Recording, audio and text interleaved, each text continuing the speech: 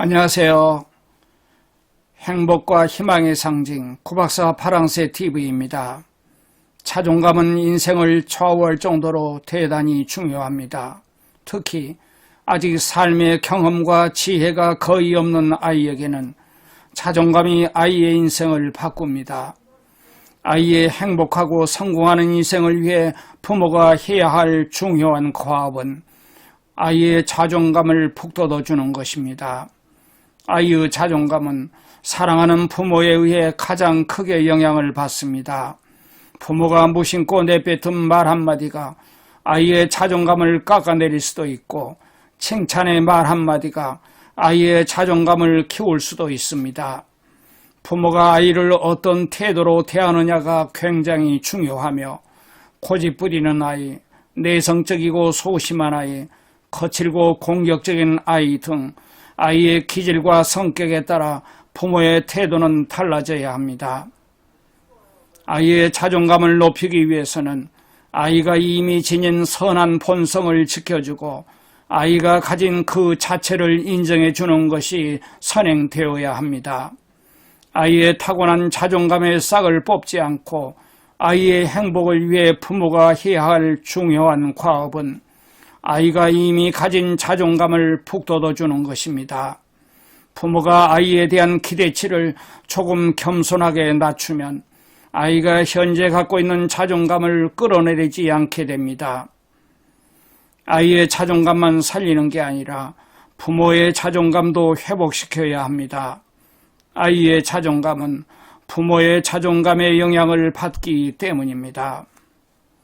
아이의 인생을 좌우할 정도로 매우 중요한 아이의 자존감을 위해 오늘은 유아교육 전문가이며 유아교육과 교수인 임영주가 지었고 원앤원 예두 출판사에서 펴낸 우리 아이를 위한 자존감 수업을 소개합니다.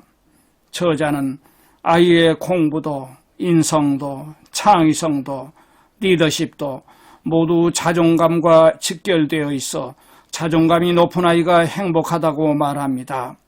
이 책은 아이를 너무도 사랑하고 아이가 잘 되기를 간절히 염원하고 있는 한국의 부모에게 전하는 우리 아이의 자존감 높이기 처방전입니다. 이 책의 제목은 아이의 자존감을 키우는 엄마의 대화법이라고 하고 있지만 아빠에게도 모두 해당하는 내용입니다. 아이의 자존감을 키우기 위해서는 엄마처럼 아빠도 매우 중요하므로 아이의 자존감을 키우는 부모의 대화법으로 이해하고 아빠들도 이 책의 내용을 잘 받아들이고 실천하여 좋은 아빠가 되시기를 바랍니다. 먼저 구독, 좋아요로 힘찬 응원 부탁드립니다. 자존감이란 자아 존중감을 줄임말이며 자신이 사랑받을 만한 가치가 있는 소중한 존재이고 어떤 성과를 이루어낼 만한 유능한 사람이라고 믿는 마음입니다. 자신을 소중한 존재라고 믿는 사람은 도덕적으로 해로운 일을 하지 않습니다. 자신이 성과를 이룰 유능한 사람이라고 믿는 사람은 새로운 것을 배우려는 도전정신을 가지고 매사에 열정적으로 임하며 문제에 부딪히면 주저앉고 피하는 것이 아니라 해결점을 찾습니다.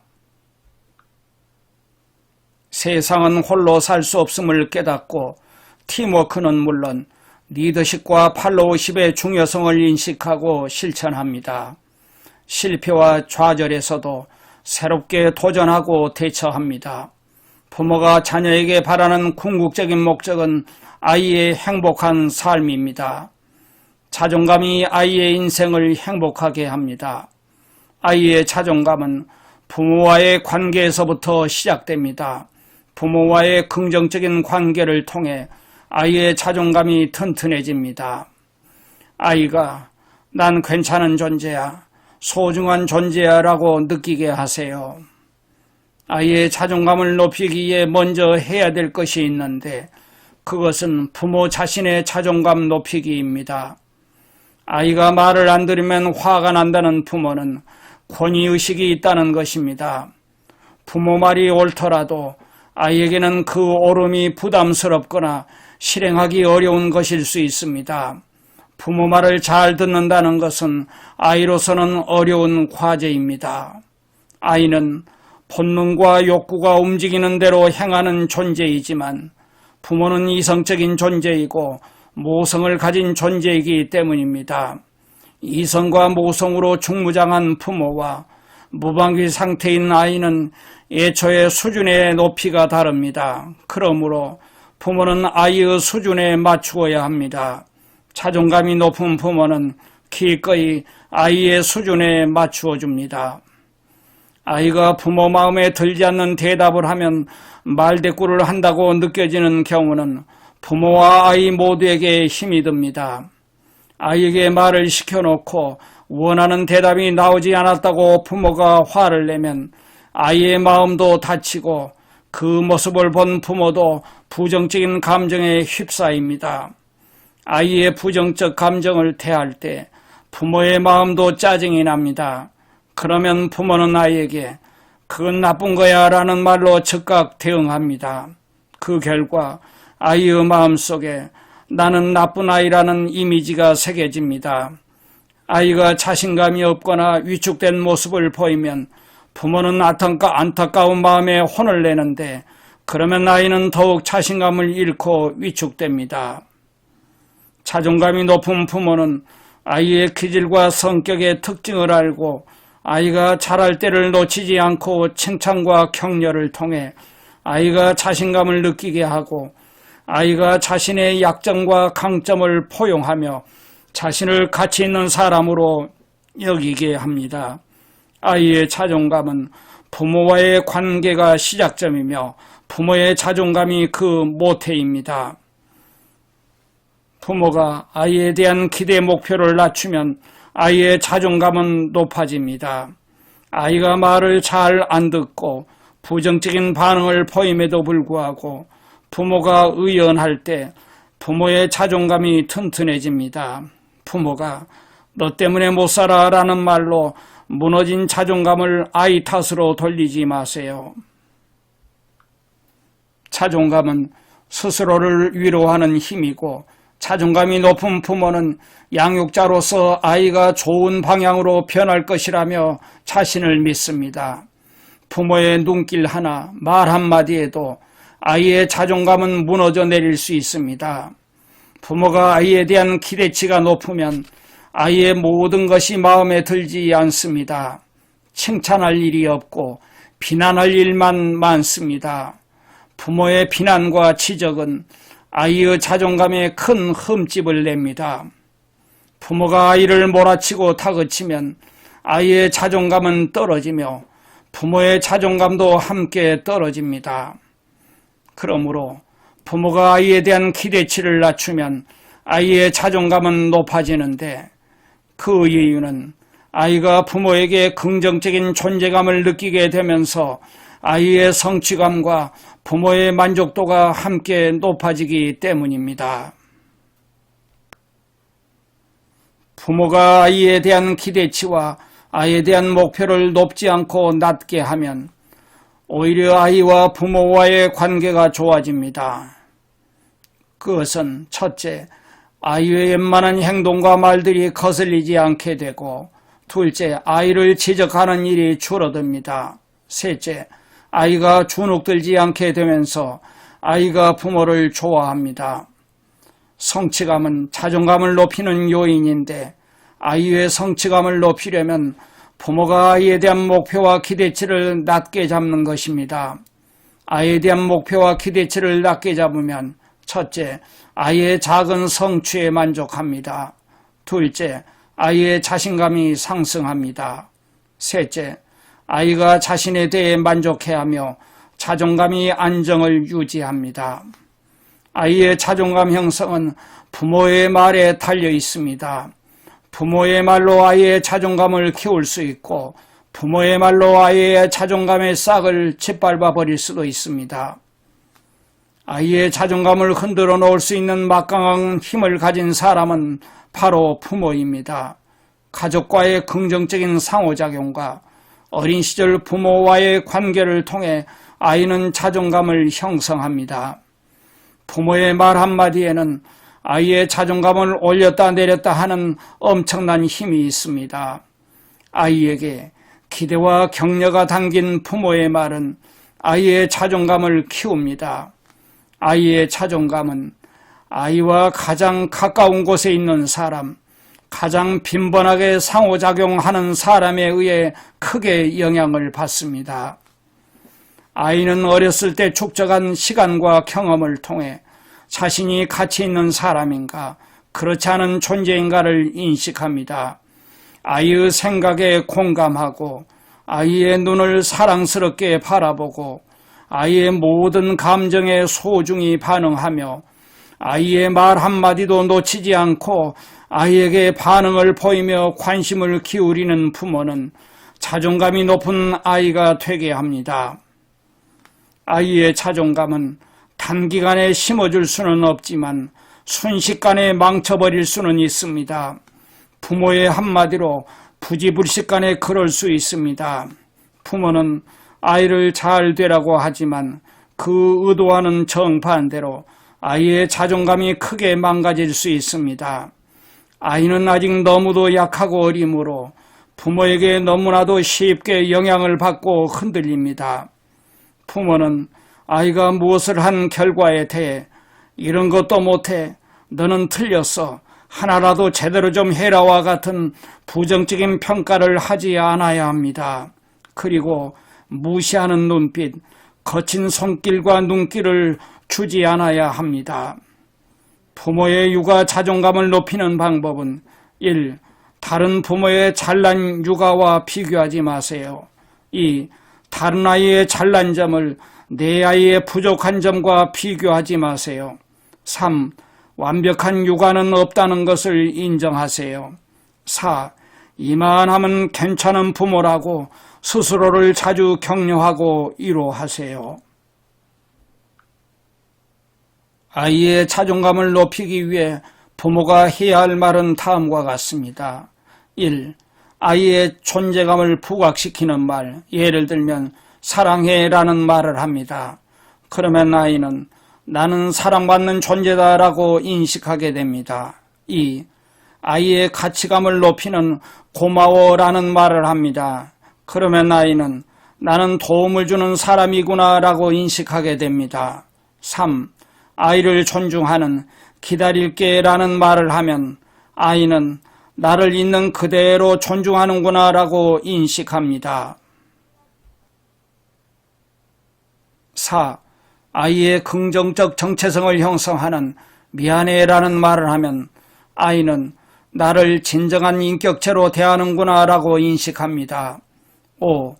아이에게 용기를 주는 괜찮아, 그럴 수 있어, 실수와 실패는 할 수 있는 거야, 다시 해보자 라는 말을 하면 아이의 자존감이 높아집니다. 아이의 말을 경청하고 공감하면 아이의 자존감이 높아집니다. 아이에게 너의 말은 소중해 라는 느낌을 주는 부모의 경청은 아이의 가치감을 높여주어 자존감을 높여줍니다. 아이의 말을 경청한다는 것은 아이에게 너를 존중한다라는 의미로 전해집니다. 부모에게 경청과 공감을 받은 아이는 말도 잘합니다. 공감받고 자란 아이는 공감도 잘합니다. 공감은 속으로 하지 말고 적극적으로 표현해야 합니다. 아이에게 공감하는 방법은 1. 아이를 쳐다보고 합니다. 2. 고개를 끄덕여서 잘 듣고 있다는 표시를 합니다. 3. 기쁠 때는 환한 표정으로 하고 놀랄 때는 놀란 표정으로 합니다. 4. 아이가 말을 할 때 부모는 온몸으로 듣고 반응해 주세요. 몸을 아이에게 기울이고 용기와 격려, 위로가 담긴 말로 반응하세요. 아이의 마음을 알아주어야 아이는 안정감을 느끼고 마음을 열게 됩니다. 아이가 말을 다 한 후에는 잘 들었다라는 표현을 해주세요. 아이에게 무언가를 요청할 때 명령하는 말투로 하지 말고 청유형으로 말하세요. 예를 들면 식탁 위에 숟가락을 놔라라는 명령의 말이 아니라 아무개야 식탁 위에 숟가락 좀 놓아주겠니? 라고 아이의 이름을 부르면서 청유형으로 아이를 존중하는 마음을 담아 말하세요. 명령하는 투의 말은 부모의 의지, 즉 부모의 강요가 담겨 있고, 청유형의 말투는 아이의 의사를 물어 아이에게 요청하여 아이가 결정하게 하는 것입니다. 아이에게 선택과 결정을 하게 하는 것이 아이의 자존감을 높입니다. 그리고 부모의 말을 아이가 잘 따를 때는 고마워라는 말을 자연스럽게 하기 바랍니다. 아이는 아직 두뇌와 이성이 발달하지 않았기 때문에 본능적인 욕구 속에서 살고 있지만, 부모는 아이를 안전하게 잘 키우고 싶은 고차원적인 욕구를 갖고 아이를 양육합니다. 그러므로 부모와 아이는 엄청나게 수준차가 많습니다. 아이는 아직 이성과 논리가 대단히 미숙하고 두뇌가 감정적인 본능에 의해 지배되어 말과 행동을 깊이 생각하지 못하고 본능적인 감정에 의해서 하는 것이 당연함에도 불구하고, 부모는 아이의 그런 상태를 생각하지 못하고 고차원적인 논리와 이성을 사용하여 아이를 부모 뜻대로만 양육하려고 하는 것이 가장 큰 문제점입니다. 즉, 아이의 수준을 깊이 생각하지 못하고 부모의 기준으로만 아이의 말과 행동을 판단하여 아이가 다치지 않고 건강하게 잘 성장하게 하려고 아이의 말과 행동이 부모의 마음에 들지 않으면 그것을 하지 못하도록 큰 소리를 치거나 윽박지르고, 그래도 마음에 들지 않으면 때리기도 하는 등 너무나도 강압적으로 아이를 대합니다. 그러면 아이는 엄청난 마음의 상처를 받으며 자존감을 짓밟히게 되고 주눅이 들어서 아이는 자기의 잠재 능력도 발휘하지 못하고 항상 남의 눈치를 보며 불안하고 불행한 인생을 살게 됩니다. 부모는 아이를 잘 되라고 한 것이지만 결과는 정반대로 아이의 인생이 망가져 버리는 것입니다. 부모가 본의 아니게 아이에게 준 마음의 상처와 자존감 손상은 아이의 인생을 망칠 뿐만 아니라 단기간에 회복하기가 불가능합니다. 신체 상처는 좋은 약이 많으므로 그 약을 바르면 가만히 있어도 시간이 흐르면 치료되지만, 마음의 상처와 자존감 손상은 약으로 치료하기가 너무나도 어렵습니다. 그러므로 부모는 언제나 아이의 수준에 눈높이를 맞추어서 아이를 양육해야 합니다. 절대로 아이에게 큰 소리를 치거나 윽박지르거나 강압적이고 권위적으로 아이를 양육해서는 안 됩니다. 아이가 잘못하면 부드럽게 수십 번이라도 타일러주고 인내심을 갖고 너그럽게 오래도록 기다려주어야 합니다. 부모가 볼 때 위험한 것을 만지거나 위험한 일을 할 때는 무조건 그것을 하지 않게 강압하지 말고 그 대신에 다른 것을 하도록 해야 합니다. 즉, 아이의 관심을 다른 데로 돌리도록 함으로써 위험한 물건이나 위험한 일을 하지 않도록 하는 것이 좋습니다. 아이는 매사에 호기심이 많고 욕구 통제력이 허약하고 아직 논리적인 판단력이 너무나 허약하므로 부모의 눈으로 볼 때 위험하게 보이는 것을 만지거나 위험한 행동을 하는 것이 당연합니다. 그런데 부모는 아이를 안전하게 보호하기 위해서 지나치게 아이의 행동을 강압적으로 통제하게 되는데, 그러면 아이는 두뇌 발달에 큰 지장을 받으며 아이의 자존감이 손상당하고 주눅이 들게 되어 아이는 어른이 되어서도 스스로 그 무엇도 제대로 할 수 없고 남의 눈치를 보게 되어 리더가 되지 못하고 항상 남의 밑에서 일하는 사람이 됩니다. 아이는 부모가 자신을 인격체로 존중해 주어야 잘 자랍니다. 부모가 아이에게 끌려다녀라가 아니라 아이의 나쁜 언행을 방관하라는 것도 아닙니다. 방임과 자유를 구분하여 아이의 자존감을 키울 수 있는 5가지 방법은 다음과 같습니다. 첫째, 아이에게 바라는 대로 행동하고 말하세요. 아이가 정리를 잘했으면 좋겠다면 부모부터 정리를 잘하는 모습을 보이고 책을 읽기를 바란다면 부모부터 책 읽는 모습을 보여주면 됩니다. 둘째, 부모의 모순점을 최소화하세요. 부모의 기분대로 이랬다 저랬다 하는 것은 아이에게 혼란을 주고 무시당하는 느낌을 줍니다. 아이가 부모를 예측할 수 있도록 일관되게 행동해야 합니다. 셋째, 아이가 바로 바라보고 싶은 거울이 되세요. 아이는 부모라는 거울에 비친 자신을 보며 그 모습이 자신이라고 믿습니다. 아이의 자존감은 자신을 사랑하고 존중하는 부모를 만날 때 쑥쑥 커갑니다. 지금 내 아이가 바라보는 거울 속의 부모가 널 사랑해, 널 존중해라는 모습을 보이면 아이의 자존감은 자라납니다. 넷째, 아이를 위한 것이면 무엇이든 아이에게 물어보세요. 위험하거나 절대 안 되는 원칙 몇 가지를 제외하면 아이에게는 선택과 결정권이 있으며 아이는 이를 통해 애정과 소속감, 존중감을 느낍니다. 다섯째, 아이에게 어떤 말을 하고 대하는지 돌아보세요. 몸짓, 손짓, 숨결 등 아이에게 어떻게 말하고 대하는지, 특히 아이의 욕구를 대하면서 어떻게 반응하는지, 아이를 위협하고 소리치지는 않았는지 되돌아보세요. 어른보다 욕구가 크고 욕구 통제 능력이 부족한 아이를 대한다는 것은 웬만한 인내로는 가능하지 않습니다. 아이의 이야기를 잘 들어줄수록 아이의 자존감이 높아집니다. 아이는 부모가 몸 전체로 자기 말에 집중해서 반응해 주는 것을 원합니다.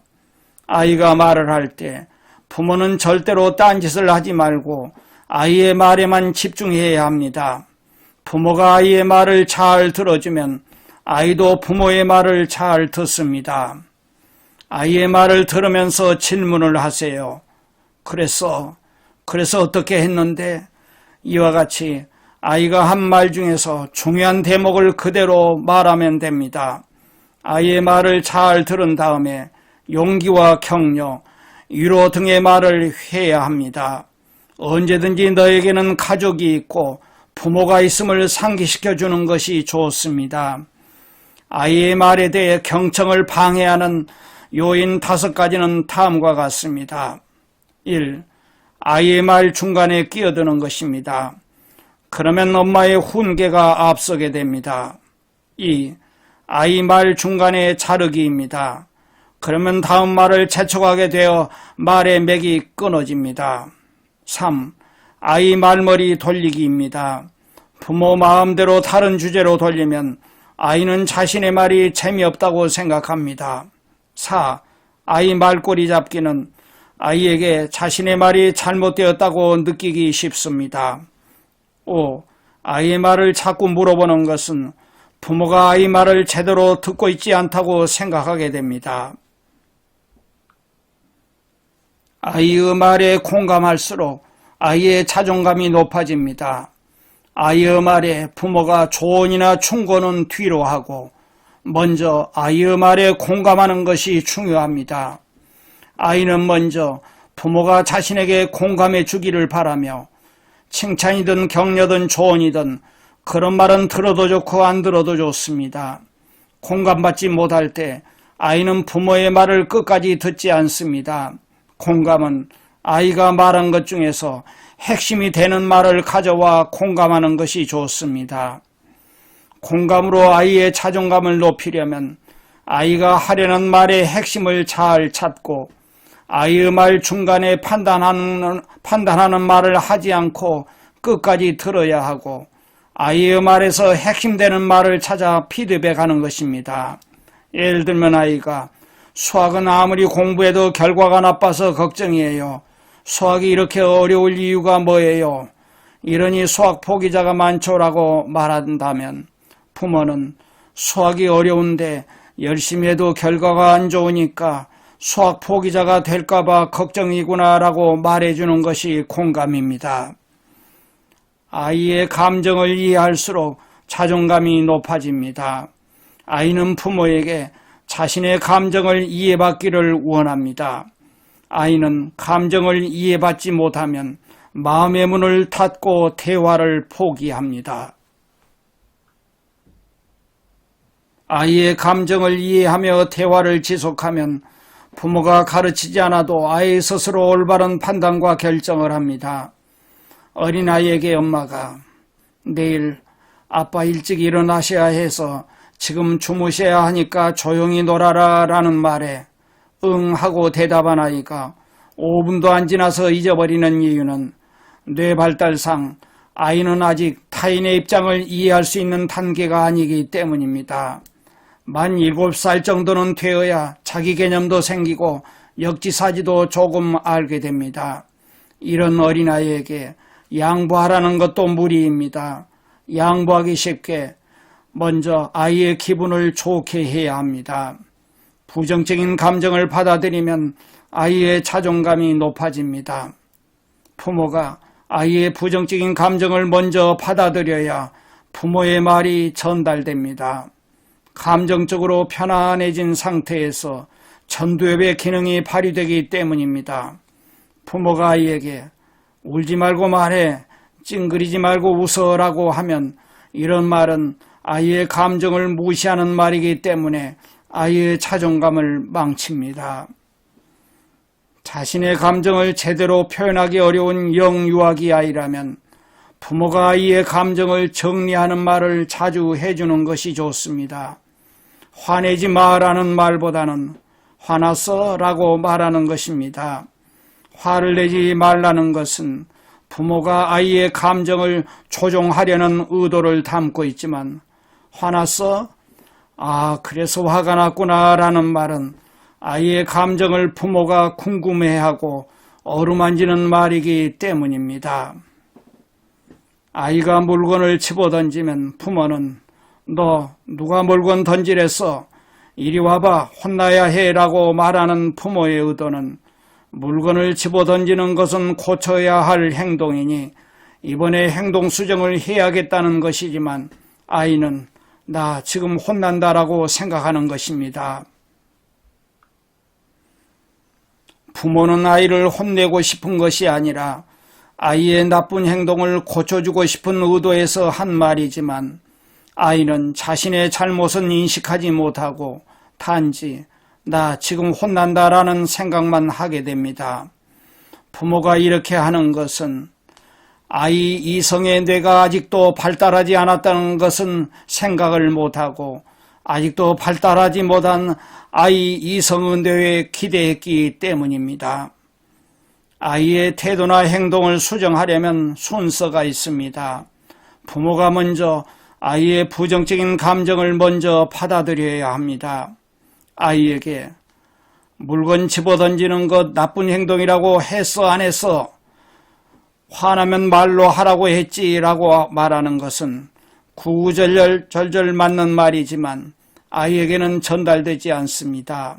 아이는 부정적인 감정으로 인하여 아직 너무도 발달하지 못한 아이의 이성의 뇌 기능이 그마저 가동이 멈춘 상태이기 때문입니다.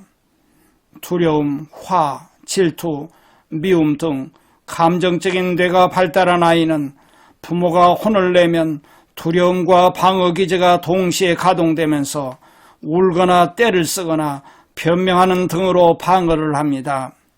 아이의 부정적인 감정을 대하는 5단계 비결은 다음과 같습니다.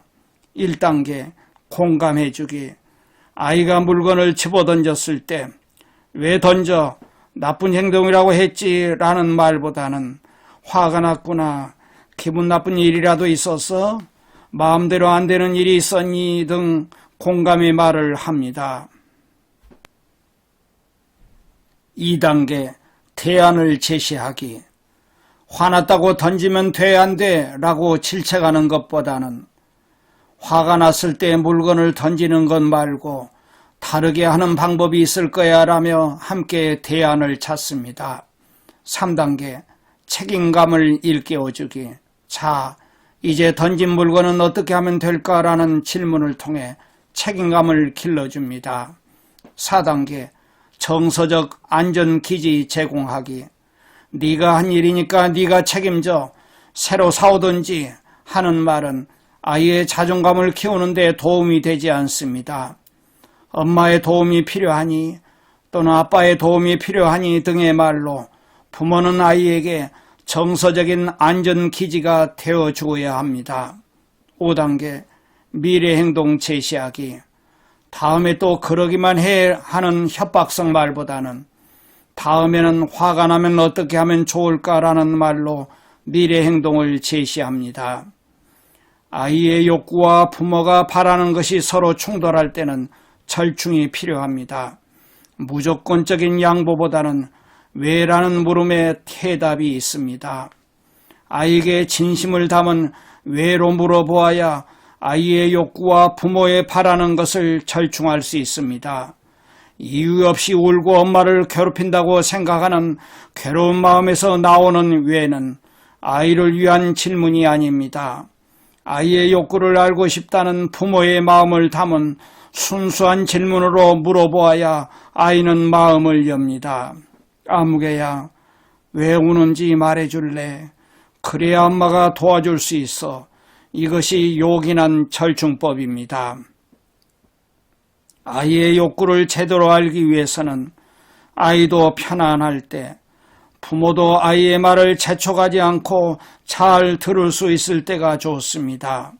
간식을 먹거나 놀이를 하는 등 부모와 행복한 시간을 일부러라도 만들어 물어보세요. 아무개야, 요즘 밤에 잠들기 전에 울잖아. 왜 그러는 거야? 원인을 알았으면 이제는 욕구를 해결하는 방법에 대해 질문합니다. 어떻게 하면 울지 않고 잠들 수 있을까? 이렇게 대화를 하여 아이의 욕구를 충분히 이해했다면 절충법을 제안해 보세요. 물론 엄마나 아빠가 감당할 수 있어야 합니다. 5분 동안 책을 더 읽어주면 어떨까? 5분 동안 이야기를 더 나누면 어떨까? 아무개가 더 좋은 방법이 생각나면 이야기해줘. 이처럼 아이에게 절충 방안을 찾도록 하는 것도 좋습니다. 아이가 찾아낸 방법이 아이가 실천하기에 수월할 수 있기 때문입니다. 아이의 욕구와 부모의 바람을 절충하는 시간은 10분 정도가 좋습니다. 더 길어지면 부모가 가진 바람을 아이에게 은연중에 강요하거나 아이의 집중력이 떨어져 효과가 더욱 나빠질 수 있습니다. 그리고 단번에 해결되지 않을 수도 있습니다. 하지만 엄마는 너의 마음을 진심으로 이해할 거야. 엄마는 너에게 도움을 주고 싶단다. 엄마는 네가 스스로 이 문제를 해결할 수 있다고 믿어 라는 마음을 갖고 아이와 이야기한다면 만족할 만한 절충법을 이끌어낼 수 있을 것입니다. 부모는 아이가 알아들을 수 있게 구체적으로 말해야 합니다. 부정확한 말은 아이를 혼란스럽게 하고 자존감도 깎아내립니다. 부모가 아이에게 부정확하게 말해놓고는 아이를 탓하는 경우가 많습니다. 아이가 주의력 결핍이라고 걱정하거나 말귀를 못 알아듣는다고 타박하면 아이의 자존감을 떨어뜨립니다. 부모가 아이에게 감정적인 상태로 길게 크게 말하면 내용 전달이 어려워집니다. 부모의 감정을 아이에게 전달할 때는 감정을 빼고 구체적으로 말해야 합니다. 부모가 자신의 감정을 스스로 인정하고 아이에게 화났다라는 사실을 알리면 아이가 알아듣도록 차분하고 구체적으로 말할 수 있게 이성응대가 작동합니다.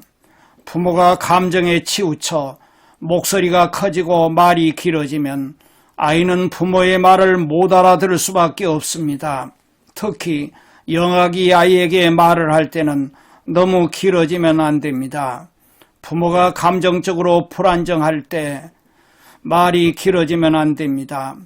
이제 막 싹이 튼 아이의 자존감은 부모의 큰 소리나 긴 말로 더 쉽게 망가집니다. 아이에게 큰 소리로 말하면 위축과 겁먹기의 결과를 가져오고 아이에게 전달이 어려워집니다.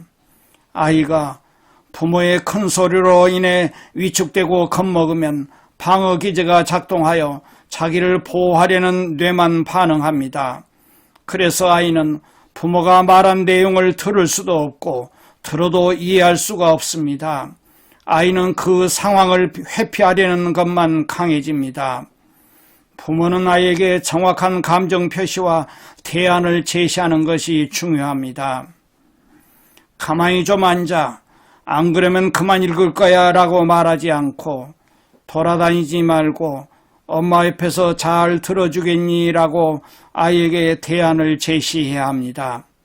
천천히 먹으라니까 엄마 말을 왜 안 듣니? 라고 윽박지르지 말고 엄마는 네가 음식을 빨리 먹으면 걱정되고 안타까워 라고 말하여 음식을 천천히 먹었으면 하는 엄마의 마음을 아이에게 전달하고 꼭꼭 씹어 천천히 먹을래? 하는 식으로 대안을 제시해야 합니다. 칭찬할 때는 아이의 행동을 묘사하는 구체적인 칭찬으로 자존감을 키워주세요. 아이에게 타고난 능력을 칭찬하는 말보다는 현재의 행동에 대한 노력을 칭찬하는 것이 아이에게 결과에 대한 지나친 부담을 주지 않고 자신의 노력에 관심을 갖게 만듭니다. 열심히 노력한 과정에 대해 인정하고 정진하는 것은 자존감이 높은 사람이 가진 특징입니다. 아이들도 가짜 칭찬과 진짜 칭찬을 구분합니다. 진짜 칭찬에는 진정성이 담겨 있기 때문입니다.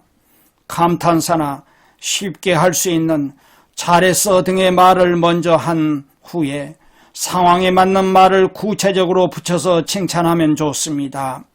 멋지다, 착하다 등의 말과 함께 구체적인 사실을 병행한 칭찬으로 아이의 길을 활짝 펴주세요.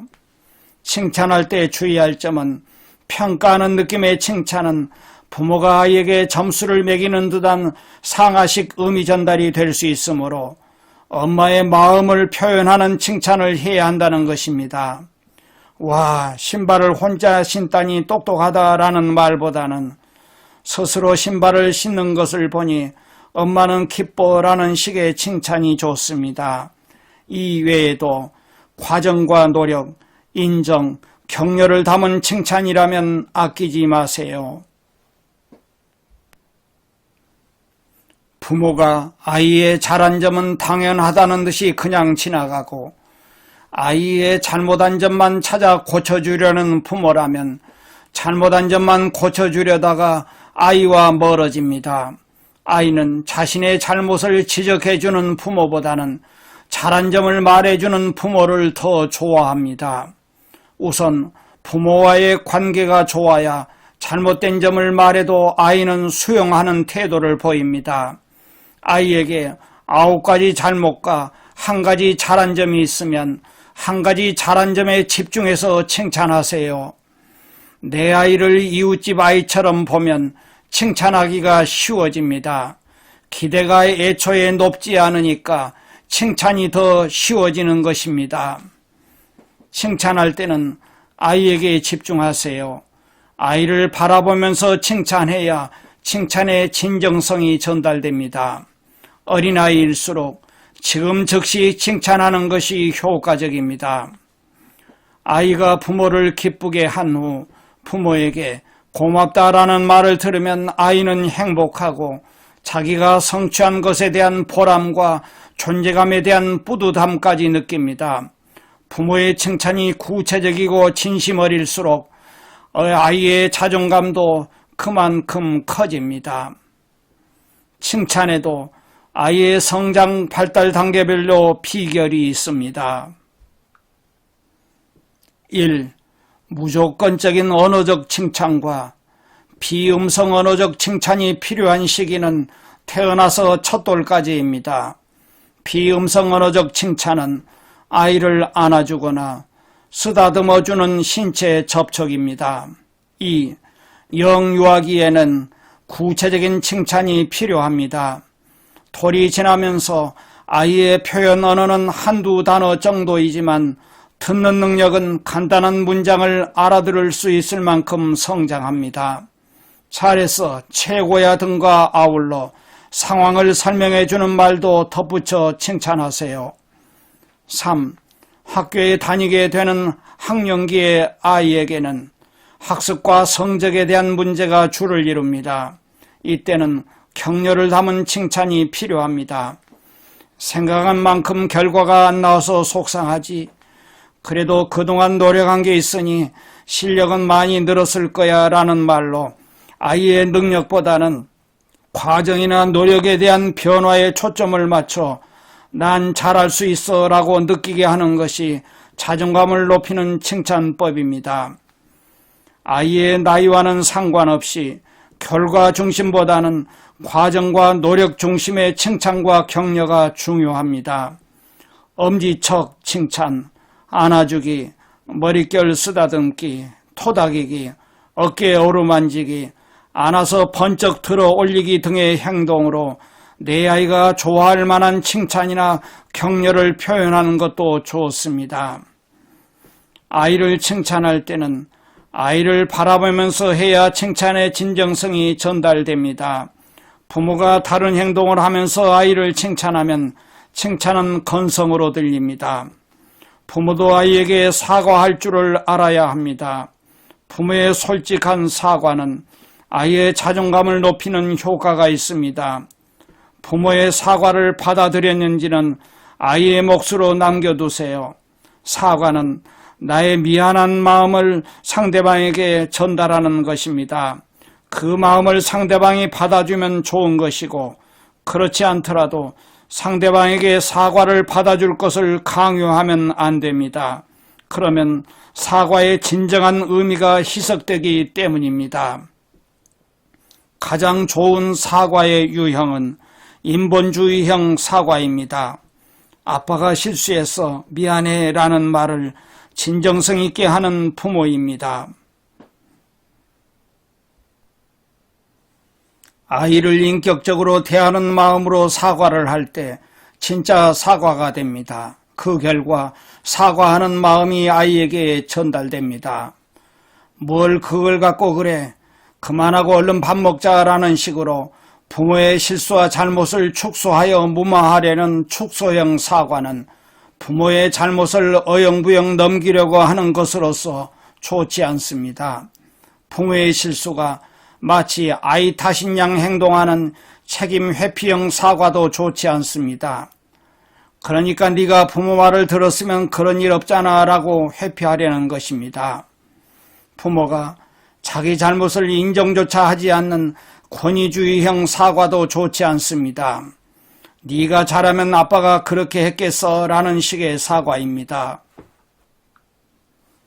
아이에게 사과할 때 어쨌든 미안해 하는 어정쩡한 사과도 좋지 않습니다. 부모로서 아이를 잘 키워보려고 많은 육아책과 정보를 접한 부모인데 이런 축소와 회피, 권위주의를 섞은 어정쩡한 사과는 부모의 본심까지 의심스럽게 만듭니다. 그러므로 어쨌든 미안해가 아니라 그래서 미안해로 사과해야 합니다. 자존감이 높은 부모는 아이에게 사과도 잘합니다. 진정한 자존감은 자기가 잘못했다고 느낄 때 잘못을 인정하고 미안하다고 표현할 줄 아는 것입니다. 완벽해지려는 부모일수록 오히려 아이에게 사과를 하지 않는데 이러면 부모의 자존심은 지켜질지 모르지만 아이의 자존감은 크게 떨어집니다. 왜냐하면 가장 사랑하는 부모로부터 존중받지 못했기 때문입니다. 만약 아이가 부모의 사과를 안 받아준다고 느낄 때 더욱 부모의 자존감 관리가 필요합니다. 자존감이 부족한 부모는 아이에게 기껏 사과해 놓고도 아이 태도가 마음에 안 듣는다고 버럭 소리를 지르기도 합니다.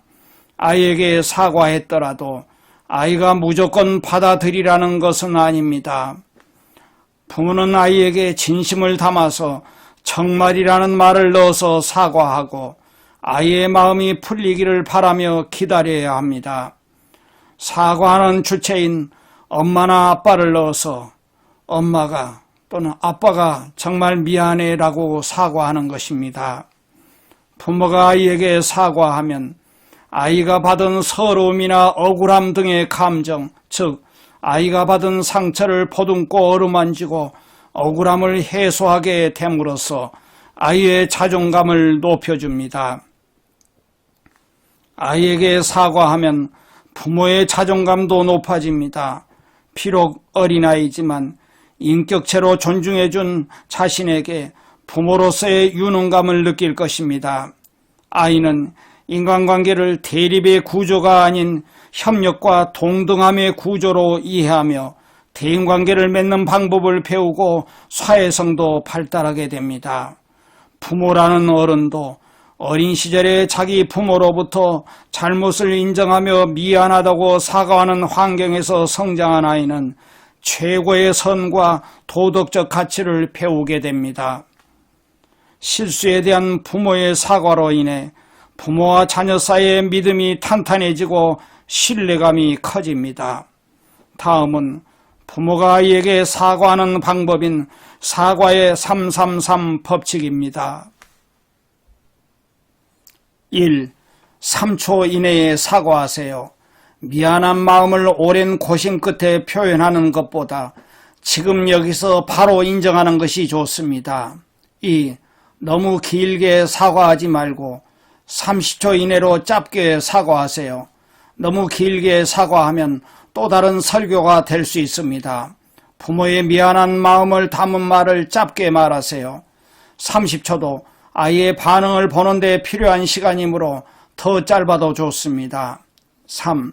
사과를 한 후 30분 정도 기다려서 아이의 기분이 풀어졌는지 확인해 보세요. 부모가 사과하면 아이의 기분이 금방 좋아지거나 풀어지기를 기대하면 안 됩니다. 아이가 부모의 사과를 받아들일 수 있는 30분 정도의 시간적 여유가 필요합니다. 부모에게 인정받지 못하면 아이의 고집은 더 세집니다.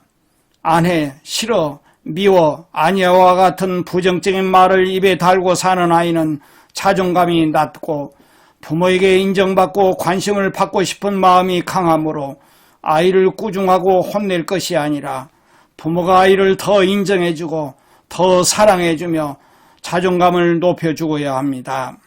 아이는 아직 어리기 때문에 자기 중심적인 발달 단계에 있어서 자기밖에 모르는 이기적인 행동을 합니다.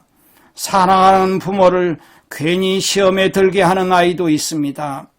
부모가 아이를 거부하는 말이나 행동을 하거나 아이에 대한 비판, 분노, 한숨, 무관심, 비난, 포기는 아이의 자존감을 짓밟는 것입니다. 아이가 밥을 먹기 싫다고 고집부리는 경우의 대화를 예로 들어보면 지금은 별로 먹고 싶지 않구나. 엄마 아빠가 먼저 먹어도 될까? 라고 말하고 아이가 응 하고 대답하면 다시 정확하게 부모의 의지를 전달해 보세요. 우리 식사 시간은 30분 동안이야. 안 먹어도 되니까 이리 와서 시계를 보자 라고 말합니다. 아이와 함께 시계를 보며 지금 6시지. 6시 30분까지 식사할 거야. 만약 6시 30분 전까지 먹고 싶은 생각이 들면 여기 와서 같이 먹어라 하고 말해줍니다. 그리고 아이의 선택에 맡겨두고 부모는 즐겁게 식사를 합니다.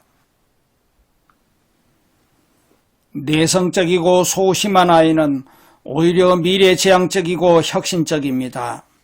이런 아이에게는 장점을 찾아 자주 칭찬을 해주어야 합니다. 세상은 집중력이 강하고 창의력이 월등한 사람을 원합니다. 내성적인 아이는 미래지향적으로 새로운 시도를 잘하고 타인에게 따뜻하게 행동하고 예절을 잘 지킵니다. 자존감의 핵심은 함부로 상처받지 않고 불필요한 감정 낭비를 안 하는 것입니다. 거칠고 공격적인 아이를 고치려고 부모가 도끼를 품고 아이를 상대하면 상황을 더욱 악화시키며 아이의 자존감은 더욱 무너집니다. 공격적인 아이가 오히려 부모의 따뜻한 온기를 더 원하고 있습니다. 인격적인 대우를 받아본 적이 없는 아이일수록 공격적인 성향이 강합니다. 아이를 고치려고 부모가 거칠고 강하게 했던 말과 행동은 아이를 더 고집세고 거칠게 만듭니다. 공격적인 성향의 아이가 가장 받지 못한 것은 사랑이고 사랑의 느낌입니다. 거칠고 공격적인 아이일수록 부모로부터 부드럽고 따뜻한 사랑을 간절히 원하고 있습니다. 부모는 스펀지 같고 쿠션 같아야 합니다. 아이의 공격적 성향을 고치려는 부모의 도끼부터 빼면 아이도 도끼를 내뿜지 않습니다. 이제부터는 그런 아이일수록 부모가 두 팔 가득 안아주고 따뜻한 접촉을 하기 바랍니다. 아이들은 약속도 잘 잊어버리고 자신의 욕구에만 충실합니다. 그럴 때 아이와 규칙문을 정하고 규칙문을 써보세요. 아이와 함께 규칙을 정하고 실천하세요. 아이와 규칙을 정할 때는 첫째, 부모가 일방적으로 규칙을 정하지 말고 아이와 함께 정하세요. 둘째, 규칙은 아이와 협의해서 3개에서 5개 정도로 합니다. 너무 많으면 실효성이 줄어듭니다. 셋째, 규칙은 말로만 정하지 말고 문서로 만드세요. 넷째, 규칙문을 만든 후 아이와 함께 읽으세요. 다섯째, 규칙문은 반드시 가지고 외출합니다. 여섯째, 규칙대로 실천합니다. 안 돼라는 말은 꼭 필요할 때만 확실히 사용하세요. 아이가 위험할 때, 다른 사람을 위험에 빠뜨리거나 해를 끼칠 때, 다른 사람에게 피해를 주고 공중도덕과 규칙을 지키지 않을 때 등 명백한 잘못을 바로잡을 때만 필요한 조치의 말이 안 되라는 말입니다. 그러므로 어떤 말보다도 힘을 실어 부모의 확신을 전달해야 합니다. 부드럽게 말할 것이 아니라 단호하게 금지의 의도를 정확하게 전달해야 아이가 혼란스럽지 않습니다. 위험해, 안 돼라고 단호하게 말해야 합니다. 말은 단호하게 하고 훈육은 민주적으로 해야 합니다. 아이에게 왜 그렇게 단호하게 그것을 못하게 했는지 확실하고 정확하게 알려주어야 아이는 반항심과 방어적인 태도를 내려놓고 자기의 잘못을 고쳐나갈 것입니다. 훈육의 과정에서는 아이의 위험하거나 나쁜 행동에 대해 안 되라고 엄격하게 금지하되 아이가 스스로를 부정하지 않도록 관대하게 안아줌으로써 타인과의 원만한 관계 형성에 대해 배우도록 하세요. 아이에게 안 되라는 말을 함부로 마구마구 사용하면 아이도 막 자라서 인생을 망칩니다. 그러므로 안 돼라는 말은 협상과 양보의 여지가 없는 경우에만 많이 자제해서 사용해야 합니다. 그러려면 평소에 아이에게 아이가 해서는 안 되는 행동에 대해 충분히 말해주어야 합니다. 예를 들면 때리는 것, 욕하는 것, 위험한 상황을 만드는 행동, 남에게 폐를 끼치는 행동, 사회적 약속을 위반할 때 등입니다. 이럴 때는 길지 않게 가감없이 말해야 합니다. 때리면 안 돼, 뛰어내리면 안 돼, 위험해. 아이가 해서는 절대 안 되는 것에 대해 평소에 아이에게 잘 설명해 주어야 아이가 그런 행동을 제지당할 때 무안하지 않습니다.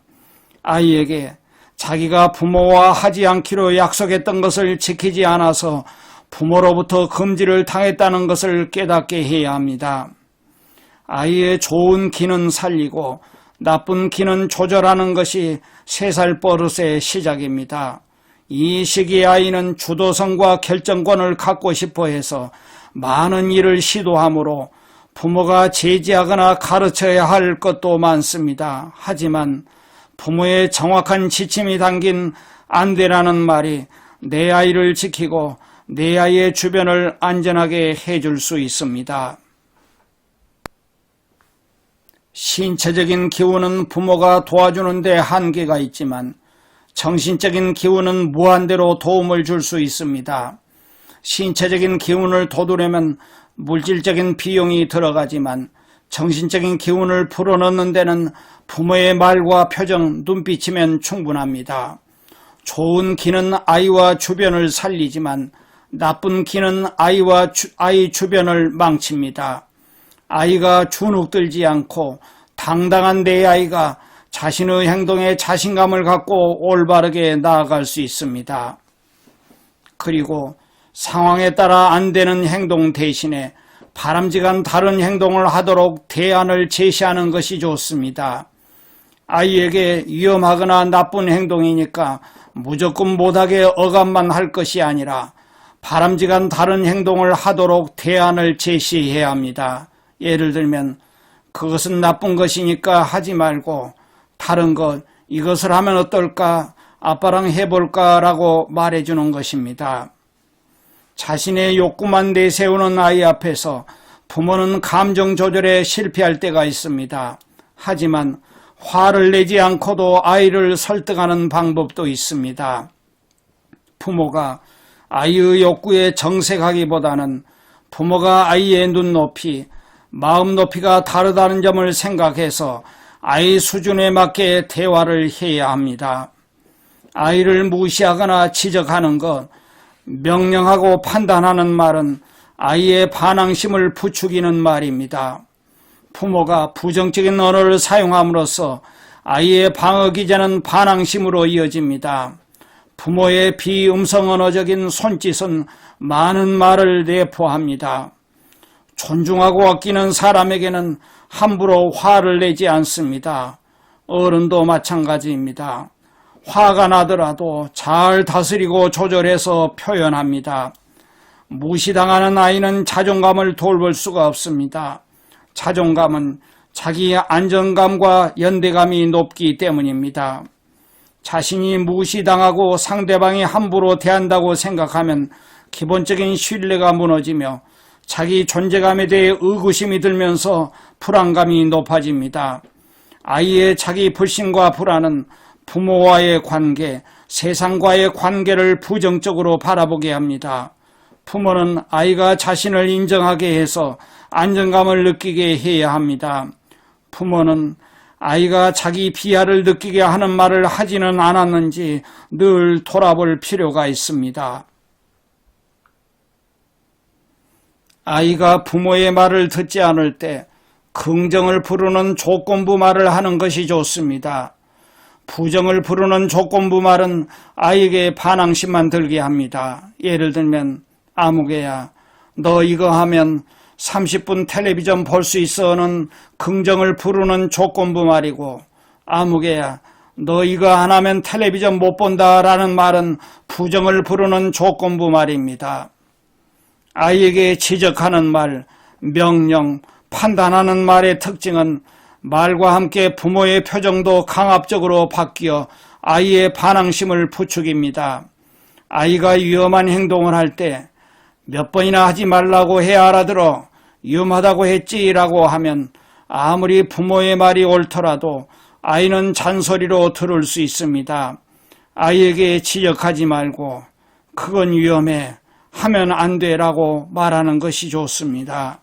아이가 넘어졌다면 넘어지니까 하지 말라고 했지라고 하지 말고 어디 보자, 다치지 않았니? 라는 관심의 말을 먼저 해야 합니다.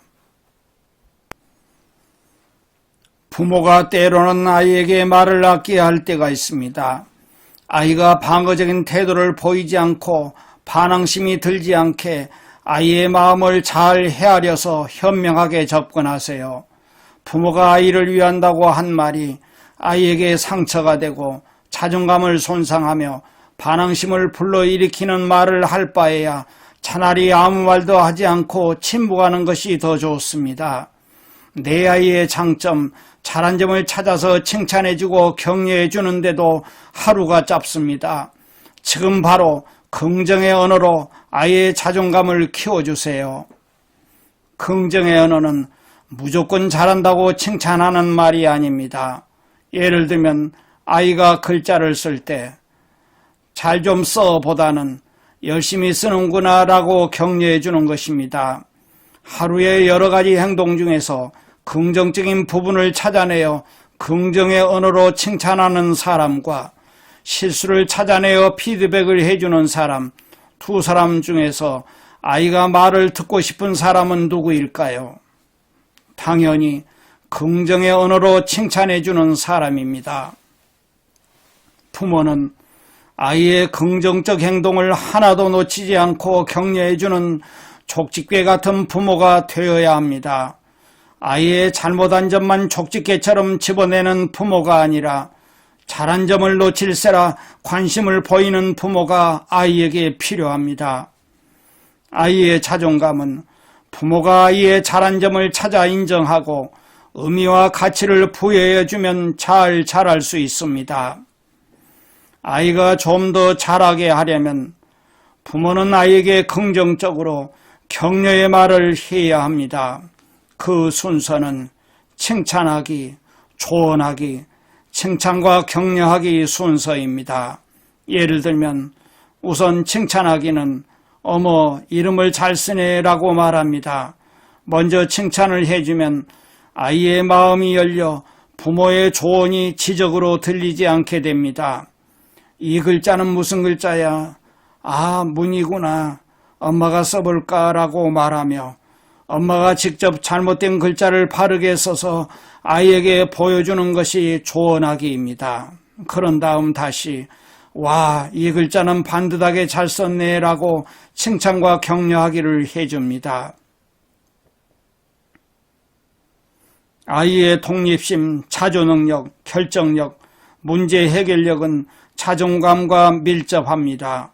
자기 스스로 할 수 있는 일이 많은 아이는 자기 효능감과 유능감이 뛰어나 당당합니다.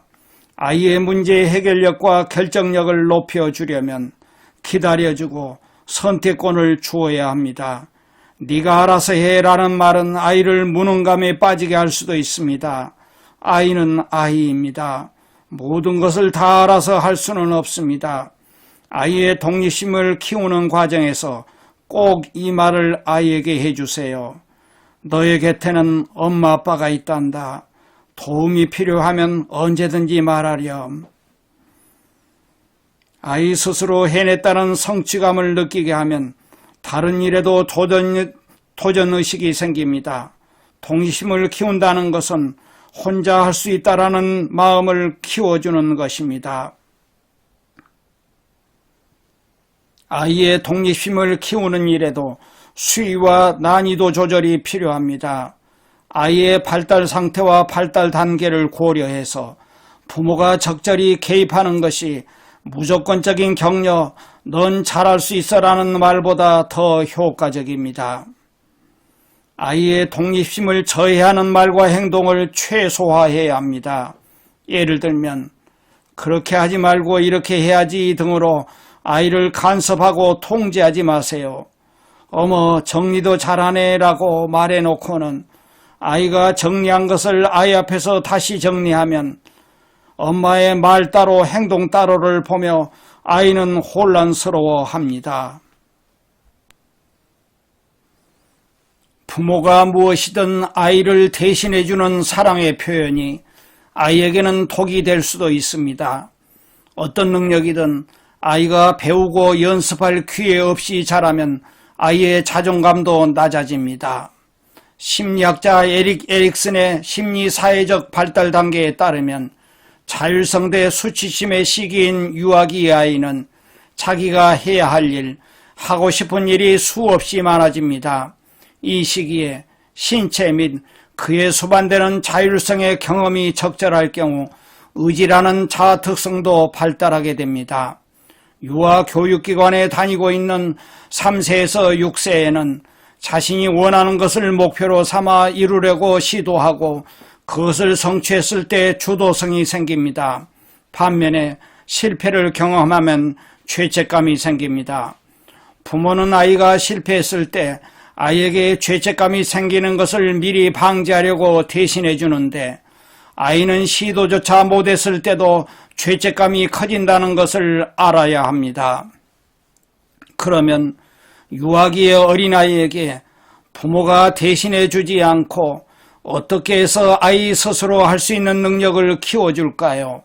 그것은 아이가 많은 것을 시도하도록 허용해주고 실패 시에는 위로와 격려, 다시 할 수 있도록 배려하는 것입니다. 아이가 자유의지를 갖고 시도하고 결과에 따라 성공감과 실패감을 느끼는 것도 중요합니다. 부모는 곁에서 아이의 존재감을 부정하지 않도록 격려하면 됩니다. 그러므로 대신해주고 싶어도 참으세요. 또는 아이가 이것저것 뭐든지 하려고 한다고 해서 그것을 하지 못하도록 통제하거나 막지 마세요. 그러면 아이의 자존감이 낮아지고 스스로 할 수 있는 자기 효능감도 떨어집니다. 아이가 실수나 실패를 했을 때 기다렸다는 듯이 화를 내거나 부정적인 반응을 보이지 마세요. 열심히 했네, 이 정도도 잘한 거야, 지난번보다는 훨씬 좋아졌네 하며 아이의 시도를 인정하고 아이의 어제보다 오늘이 더 향상된 점을 알아주는 부모의 반응이 아이를 키웁니다. 부모는 아이의 행동을 지켜볼 때, 기다릴 때, 함께할 때 등을 잘 파악해야 합니다. 아이가 내가라는 말로 시작되는 독립심 표출은 이후 부모의 지시나 간섭 없이도 자기 일을 스스로 하는 아이가 되기 위한 과정입니다. 아이가 무언가를 시도하면 꾸물거리는 것처럼 보이더라도 기다려 주어야 합니다. 답답하거나 잘못하는 것 같아도 기다려주면 스스로 할 수 있는 일이 많아진다는 것을 부모는 믿어야 합니다. 이 믿음이 아이를 키웁니다. 부모가 대신해주는 아이는 대신해줄 부모가 없는 곳에서는 총체적으로 무능아가 됩니다. 자신감이 없고 또래와 학교에서도 위축되어 자신의 능력이나 리더십을 발휘할 수 없습니다. 벌써 숟가락질도 잘하네, 잘도 먹네요 라는 부모의 말이 아이의 자존감을 키웁니다. 그리고 아이가 선택하고 결정하게 하세요. 아이의 존재감을 높여주면 자존감이 빛을 발할 것입니다.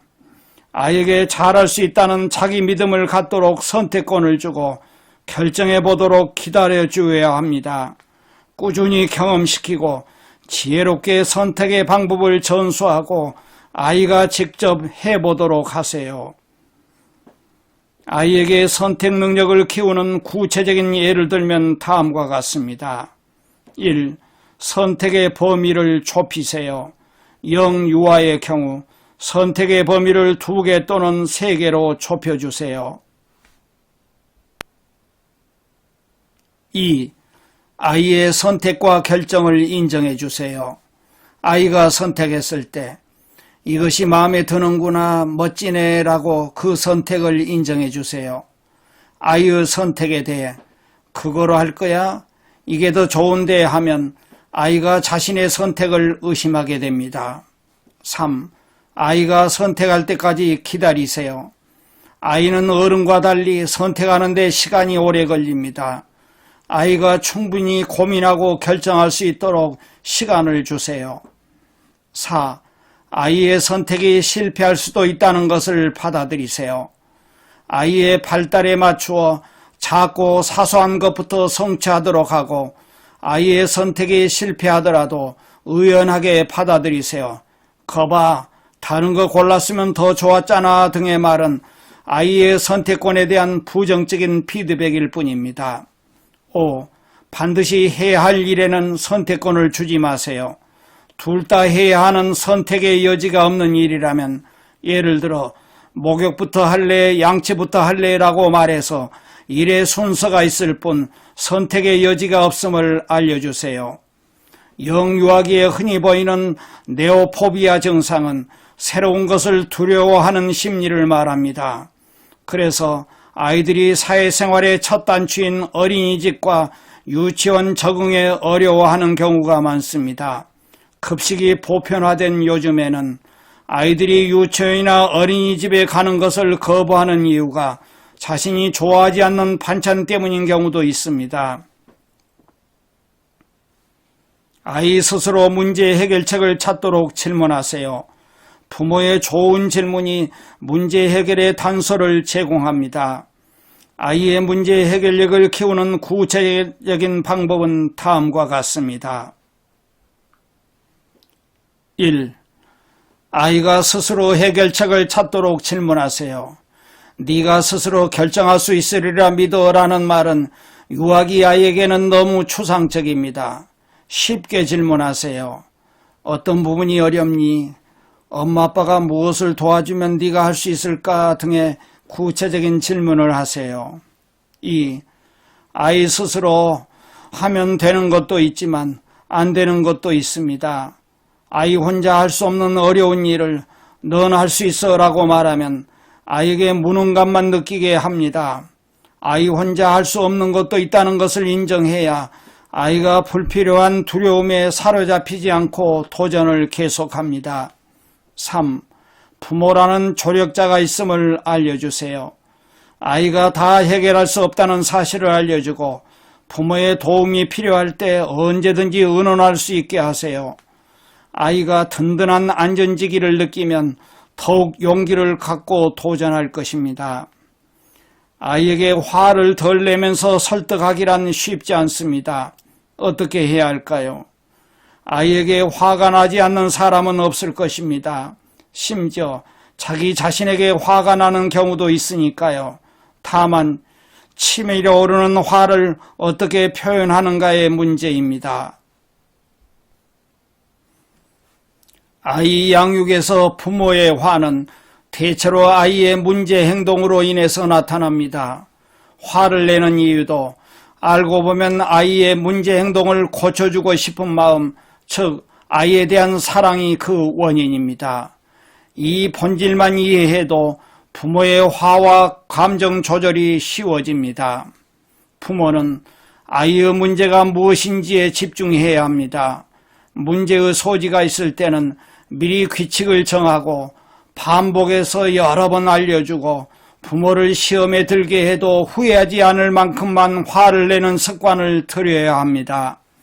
표현도 습관입니다. 평소에 긍정적인 언어로 말하는 습관을 들이면 안 되라는 말도 제대로 전달할 수 있습니다. 평소 아이에 대한 사랑을 아낌없이 표현하고 감정 조절을 해온 부모라면 부모가 아이에게 화를 내며 훈육하더라도 아이는 엄마 아빠가 저렇게 화를 내며 안 된다고 했을 때는 진짜 안 되기 때문이야 라고 훈육을 받아들일 것입니다. 요즘은 육아 이론의 홍수 시대입니다. 하지만 아무리 훌륭한 이론도 내 아이를 잘 관찰하고 부모의 가슴에서 깊이 공감한 후에 적용해야 효과가 있습니다. 머리로만 하는 머리 육아가 아니라 가슴 깊이 공감하는 가슴 육아가 중요하며 실제로 아이에게 실천하는 실천 육아가 더욱 중요합니다. 좋은 부모가 되려면 반드시 육아 공부를 정말로 열심히 꾸준히 해야 합니다. 그리고 배운 그것을 반드시 아이에게 실천해야 합니다. 저절로 좋은 부모가 될 수는 없습니다. 한국의 부모는 아직도 좋은 부모가 되는 교육을 초중 고등학교 대학교에서 단 한 시간도 제대로 배운 바가 없습니다. 그러므로 좋은 부모가 되기 위해서는 부모 스스로 열심히 공부하고 실천해야 합니다. 아이의 어린 시절이 아이의 인생을 좌우합니다. 그러므로 어린아이를 육아하는 부모의 책임은 참으로 막중하고 중요합니다. 잘못된 육아는 아이의 인생을 불행하게 합니다. 부모는 배운 육아 이론을 일관성과 융통성을 가지고 아이에게 꾸준히 실천하는 것이 가장 중요합니다. 엄마 아빠의 실천으로 우리 아이들이 스스로를 소중하게 여기며 자존감 높은 행복한 아이로 성장하기를 간절히 바랍니다. 자, 끝까지 시청해 주셔서 감사합니다. 앞으로 계속 좋은 내용으로 여러분을 모시겠습니다.